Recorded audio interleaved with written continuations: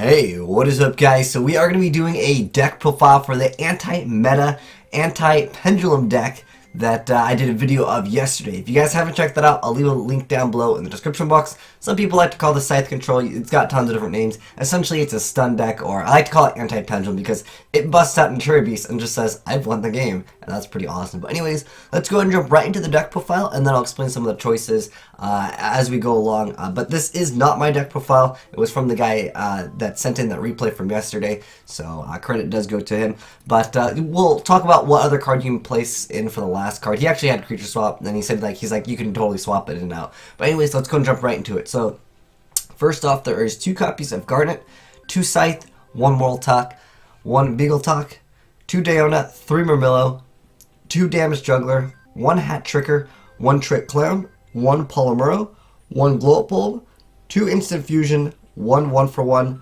1 Soul Charge, 1 Foolish, 1 Raigeki, 3 Artifact Ignition, 3 Brilliant Fusion, 2 Time Space Trap Hole, 1 Bottomless, 1 Warning, 3 Artifact Sanctum, and 3 Call of the Haunted. As far as extra, he's got 1 Seraph Knight, 2 Norden, 1 Naturi Barkion, 1 Naturi Beast, 1 Constellar Diamond, 1 Pleiades, 1 Volcasaurus, 1 Durandal, 1 Tolmaeus, 1 King of Feral Imps, 101 Roach, Castell, and Daigusto Emerald. For the side over here, we got, well, he actually had this card in the main deck, but he's like, you can totally swap it in and out. So, you could try some of these other cards if you want to. I'm going to make my recommendations, but I'm going to show you guys as he had it. There's Lancia, 1 Mind Control, 2 Mystical Space Typhoon, 3 Magical Spring, 1 Double Cyclone, 1 Deep Dark Trap Hole, 1 Vanities, and 3 Imperial Iron Wall. So that's the deck, and let's talk a little bit more about the deck, because I think that some people might be new to the game and they don't know what some of these cards do. So Artifact Scythe has a pretty good effect. Scythe Control has won in the OCG a while back, but the OCG is definitely different than the TCG list. Obviously, with cards like Harpy's Feather Duster, you're more relevant to getting your back row destroyed. Although this card has been very popular, it's called Twin Twister. And I think most people are probably just going to end up throwing this here. A lot of people are even main decking triple copies of the card because this card is really, really strong. But going back to Artifact Scythe over here, so you can set it in the Spell and Trap zone. So if you're new to artifacts, you can set them as back row, and then when they're destroyed during your opponent's turn, you can special summon them, and they usually get some type of little effect. So with Scythe over here, when it is destroyed and sent to your graveyard, you get to special summon it. And if this card is special summoned during your opponent's turn, your opponent cannot special summon monsters from the extra deck for the rest of the turn. So it's got 2200 attack, and some Pendulum decks, they just don't happen to have big monsters that they can throw out without going into the extra deck. I know that as of this moment right now in the TCG, people are still playing Odd Eyes. People are going to completely drop that card very soon once some of the other stuff comes out for the Perform Mage and Perform Pals. But if you can successfully summon an Artifact Scythe, let's say they MST it, whatever they do, and you are able to get an Artifact Scythe. Heck, you can perhaps get it out with Artifact Sanctum, because it's just that if it's just special summoned during your opponent's turn, it does not have to be destroyed and sent to the graveyard during your opponent's turn to essentially get that effect where they can't special summon from the extra deck. So the idea is you just, if they complete their scale and you happen to know that they're not going to be playing like Odd Eyes, you can just go for Scythe and just be like, oh, your turn passes, it's now my turn, and then I can go off and then maybe just win the game simply because of that. But more than likely, a Pendulum deck can survive. They can just throw out a bunch of monsters. But if they throw out a bunch of monsters, maybe you can make use of that Time Space Trap Hole, you can make use of that Bottomless or that Warning, and you can just win the game. And there are 4 copies of this. Now, if you want to, you can definitely throw in Upstarts, because this is a deck where I feel like it could really take advantage of Upstart, because when you're winning with this deck, it's not because of the amount of card advantage that you're having or life point advantage. It's usually just because your opponent literally says, okay, you win. Like, they can't do anything. And, getting victory through that is pretty simple. Like I said, watch some of the videos. Again, I'll link it down below in the description box so you guys can get a better understanding if you're confused on anything. So this card over here makes it so your opponent cannot special summon cards from the extra deck, so it basically makes it so they can't play, depending on what deck you're facing. With Mortal Attack, you get to pop a card. One thing that's really important with this card is it does not target. So if you're against Cosmos, totally fine. You can definitely make use of that. Now this card over here, it lets you pop 2 set cards you control. It's more so like if you happen to draw Molotov, like it just becomes so much more of an advantage. Plus you can get 2 monsters out, and then if you can combo it up with follow up with either Pallades or maybe like Durandal or something like that. Very good rank 5 monsters. And Deona is a pretty decent effect over here, so it lets you bring back Bramilla. Bramilla lets you pop a card, and then you're able to go into a rank 4. With Bramilla, when he's special summoned, you get to destroy a spell and trap card your opponent controls. So that can work well with Call of the Haunted or Soul Charge. That will still proc his effect. It does not need to be normal summoned to actually get that effect. But when it is normal summoned, however, you could add 1 normal hole trap card, so that can be the time space trap hole or bottomless trap hole. So you have 3 targets with the card. Pretty much you just want to open up with it. Now going back to a point, because I know someone's going to mention this. They're going to be like, wow, this guy's an idiot, man. He only plays 1 Seraph Knight. This card over here, you only need its effect once to really win the duel.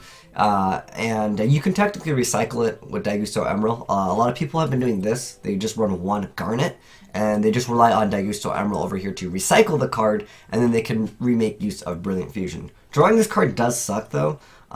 In this deck, however, well, since he's playing 2 copies of it, if you draw 1, it's not the end of the world. But like some people are doing this, which they are running 3 copies of Brilliant Fusion and then just 1 Garnet.